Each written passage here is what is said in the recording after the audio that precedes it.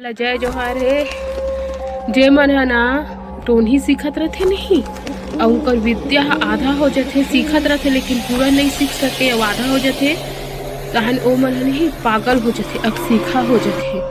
कैसे कोई भी मंत्र संत्र आधा पढ़ी और पूरा नहीं करही तो पागल हो ही ना। ऐसे कई उदाहरण हवे जेमे ना आदमी मन ह टोन्ही सीखत रथे और वो मंत्र ह आधा हो जाथे, पूरा नहीं सीख सके, आधा हो जाथे मतलब तहन ओहा ना पागल हो जाथे, ओहा ना ओकर विद्या अधूरा हो जाथे और ओला ना ठीक करना बड़ा मुश्किल होथे। और जे मन ह पूरा सीखे रथे नहीं ते मन ह नहीं होए पागल।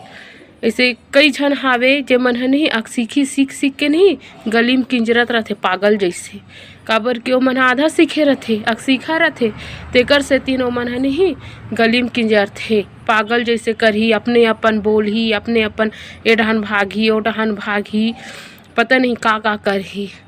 ओ मन ल कथे अक्सीखा जे मन ह आधा सीखे रथे टोन्ही।